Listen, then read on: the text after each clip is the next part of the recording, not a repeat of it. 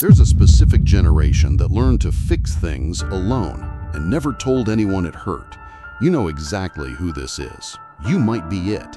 You come home to an empty house at 8 years old and you don't call anyone because there's no one to call. You just turn the TV on for noise and figure it out. You make yourself a sandwich you didn't ask for permission to make. You do your homework because doing it was easier than explaining why it wasn't done. You grow up and you still do this. Something breaks, someone leaves, a diagnosis lands, and your first instinct isn't to reach for a person, it's to go quiet and handle it. You've been handling it since before you had the words for what it even was.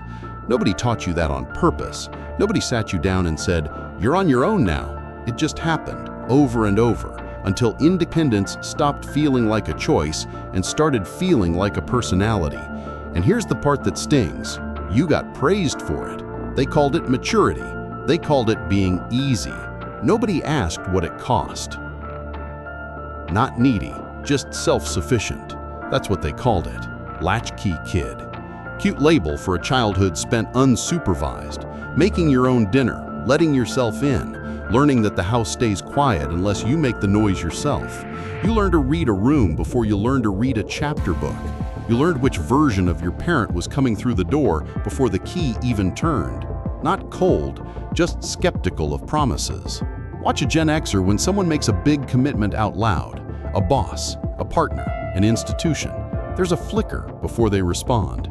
That flicker is a decade of watching adults promise things and then not show up. They don't distrust people. They distrust the moment right after someone says, "I promise." They've seen what usually comes next. They believe actions. They stopped believing words a long time ago. Not sarcastic, just armored.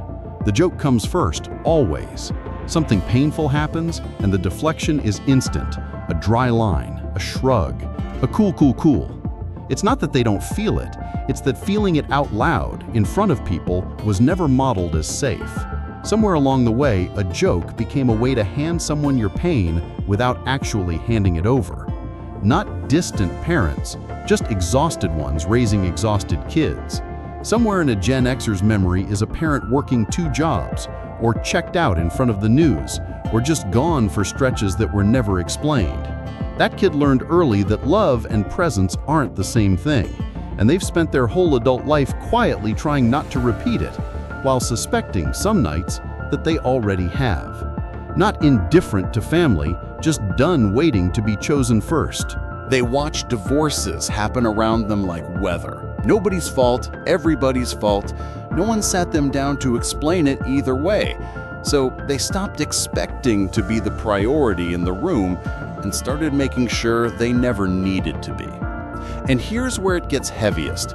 They're the generation stuck in the middle, raising kids who talk about their feelings out loud in ways they were never once allowed to, caring for parents who still don't ask how they're doing and never will, watched by no one growing up, needed by everyone now.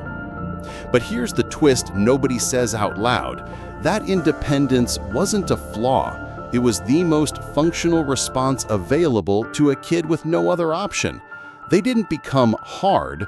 They became reliable for other people, first, always, long before they ever learned to be reliable for themselves.